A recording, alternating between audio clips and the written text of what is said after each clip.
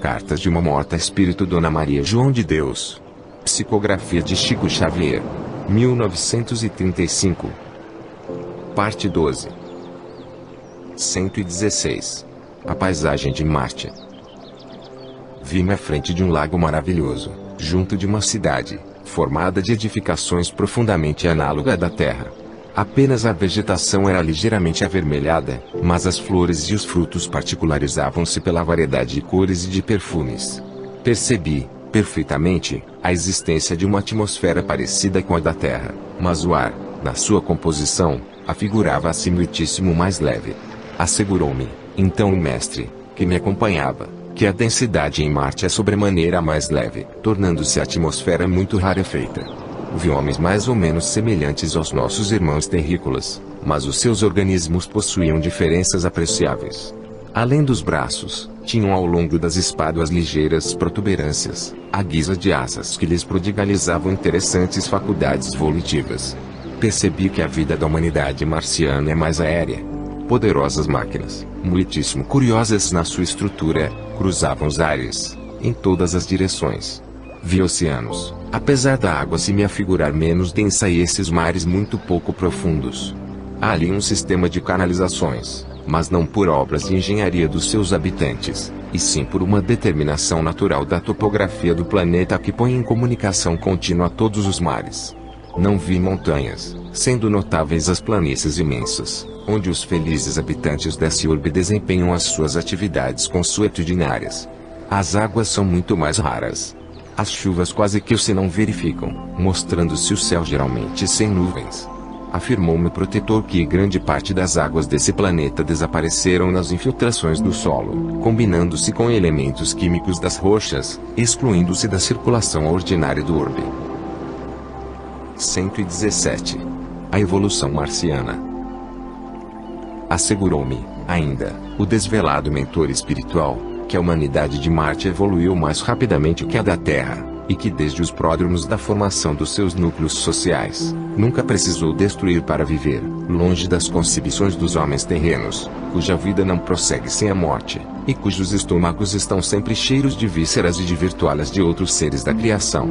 O dia ali é igual ao da Terra, pois conta 24 horas e quase 40 minutos, mas os anos constam de 668 dias, tornando as estações mais demoradas, sem transformações bruscas de ordem climática que tanto prejudicam a saúde humana. Disse-me, ainda, o mestre desvelado, que os marcianos já descobriram grande parte dos segredos das forças ocultas da natureza. Conhecem os profundos enigmas da eletricidade, sabendo utilizá-la com maestria. Nas questões astronômicas, são eminentemente mais adiantados do que seus companheiros da Terra, compreendendo todos os fenômenos e a maior parte dos mistérios da natureza do vosso planeta. Vi lá formidáveis aparelhos fotoelétricos que registram, com precisão matemática, a quase totalidade das expressões fenomênicas dos mundos que estão mais próximos desse orbe maravilhoso. Em vez do satélite, que ilumina as vossas noites, observei que Marte é servido por duas luas que parecem gravitar uma em torno da outra, porém menores, muito menores que a vossa. 118. Grande espiritualidade. Todavia, o que mais me admirou não foram as expressões físicas desse planeta, tão adiantado em comparação com o vosso. Nele a sociedade está constituída de tal forma, que as guerras ou os flagelos seriam fenômenos jamais previstos ou suspeitados. A vibração de paz e de harmonia que ali se experimenta irradia aos corações felicidades nunca sonhadas na Terra. A mais profunda espiritualidade caracteriza essa humanidade, rica de amor fraterno e respeito ao Criador. Não me é possível de momento falar-vos sobre a organização de suas coletividades, regidas à base do melhor da fraternidade. Espero, porém, ainda fazê-lo com a permissão de nosso Pai. E como o nosso amigo Emmanuel ainda necessita escrever, vou colocar aqui o ponto final, suplicando a Jesus que envolva a todos nós a vibração luminosa e divina da bênção do seu amor. 119. No limiar dos grandes acontecimentos.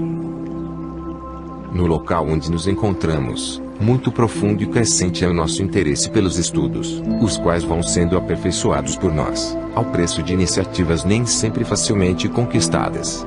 Como já tive ocasião de observar, As minhas atividades se desenvolvem em torno de um grande número de entidades, que apenas se dedicam aos problemas de socorro espiritual a todas as almas que sofrem, e se redimem na Terra, no cadinho das renúncias e dos grandes sacrifícios. Ultimamente, estivemos reunidos em extraordinários movimentos, junto à ponte a que já me referi, e que atravessa a distância incomensurável que separa o vosso orbe da primeira esfera que lhe é concêntrica. São inúmeros os espíritos que se debatem do lado oposto àquele em que nos encontramos, esforçando-se para realizarem a difícil travessia. 120. Espíritos alucinados. Dolorosos são os espetáculos que vimos presenciando, porque essas almas perturbadas e sofredoras estão constituindo uma turba imensa de alucinados e de loucos. Muitos dos nossos companheiros corajosamente atravessam o abismo. Em certas ocasiões esses movimentos oferecem perigos para os espíritos inexperientes de minha esfera, perigos esses de natureza fluídica, condizentes portanto, com os elementos de nossa matéria e organização. Mas são frustrados os seus esforços no sentido de consolar essas criaturas amotinadas.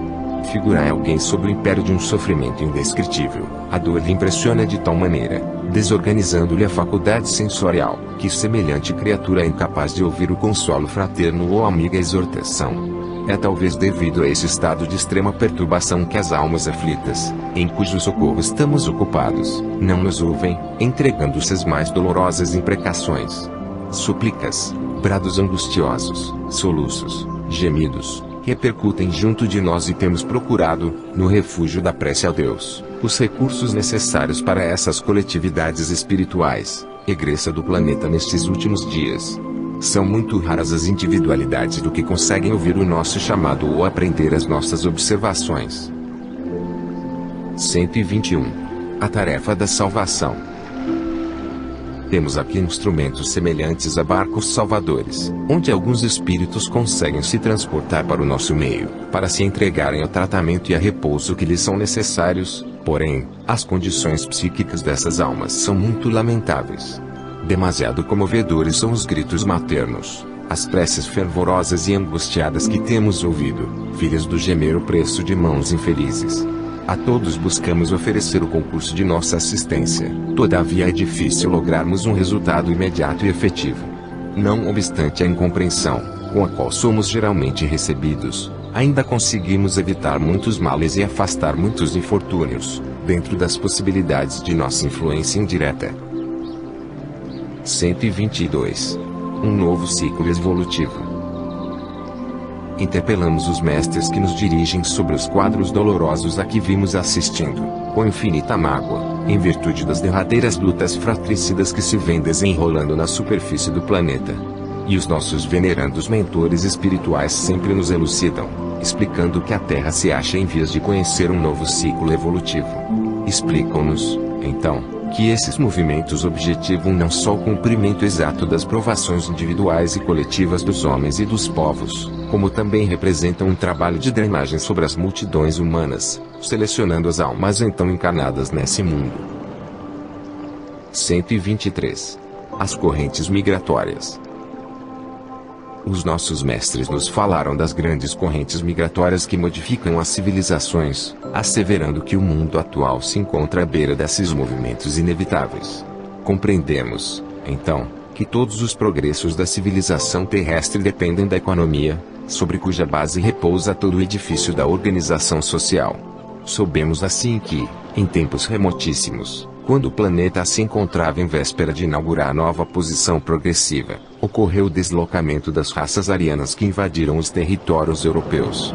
O congestionamento de certos países, o problema da economia regulamentada, a necessidade de expansão que muitas nacionalidades experimentam nos tempos modernos, constituem uma determinação desesperada dessas correntes migratórias, cuja passagem é assinalada por guerras destruidoras, ensaiando novas soluções para as magnas questões da vida coletiva.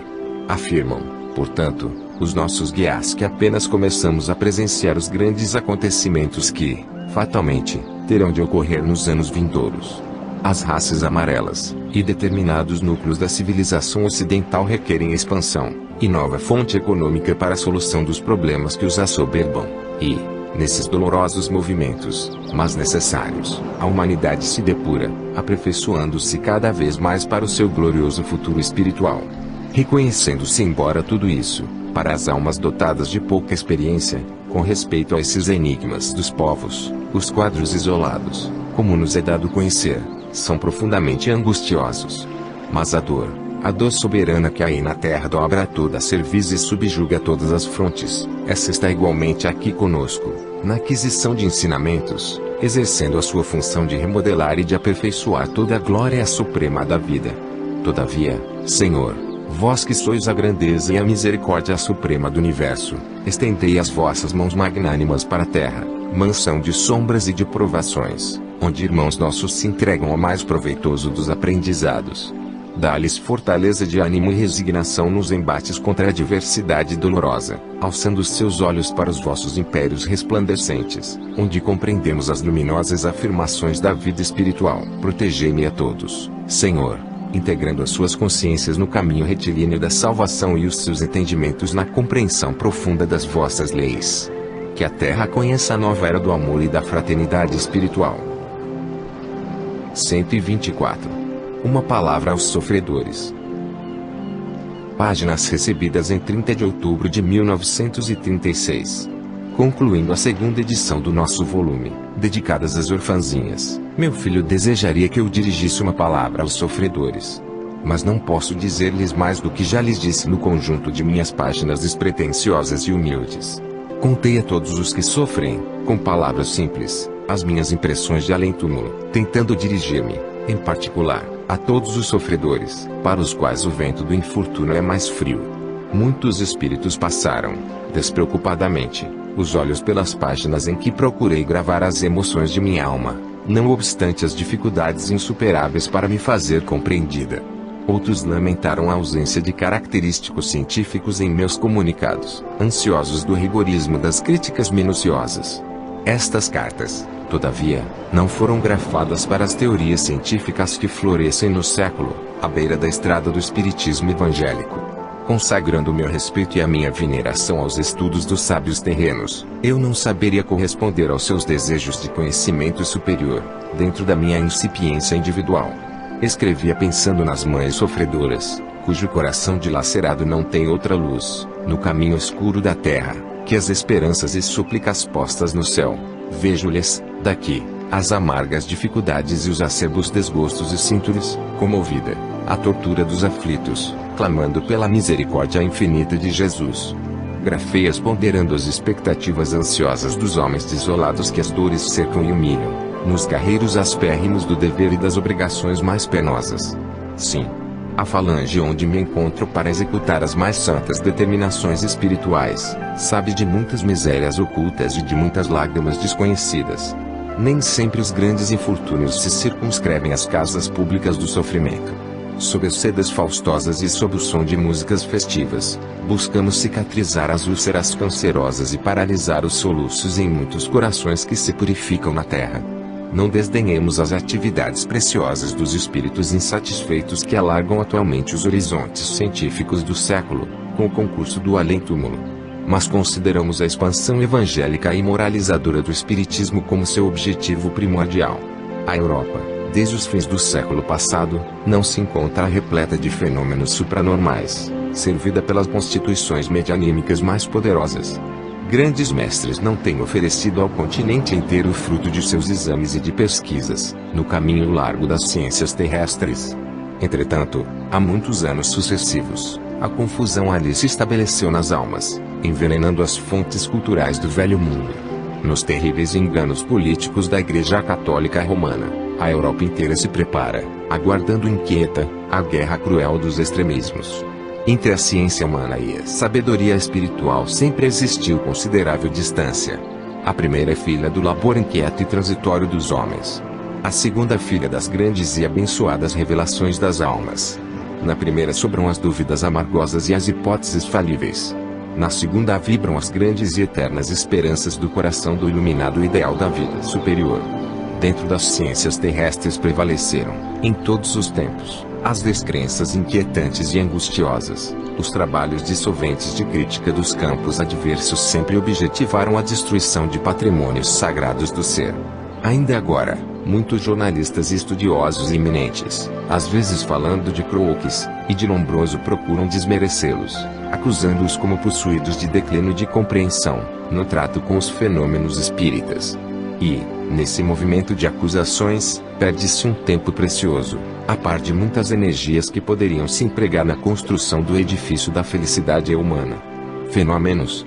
O homem nunca encontrará outro maior que a vida de Jesus, localizada na história. Mensagens elucidativas. Poderia haver alguma maior que a da palavra permanente do seu Evangelho? É para vós, os espíritos sofredores da terra, que o Espiritismo trouxe uma aleluia de esperanças e glorificações. Heróis obscuros e ignorados do mundo, alguém sabe dos vossos sacrifícios, de vossas renúncias e dedicações que o planeta terreno não pode conhecer. Chorai vossas lágrimas remissoras de olhos postos no céu, onde se guardam todos os vossos prantos e onde são conhecidas todas as vossas preces e aspirações. Aprendei nas experiências penosas da terra a soletrar o abecedário do amor, da piedade e da resignação, porque se viveis a dolorosa angústia das almas infortunadas e incompreendidas no mundo, há no céu quem vos estenda as suas mãos carinhosas e compassivas. Trabalhai, sofrei e confiai na misericórdia divina, pois não foram pronunciadas para os espíritos satisfeitos e felizes aquelas divinas palavras: bem-aventurados os aflitos na terra, pois que a eles pertencem as alegrias do céu.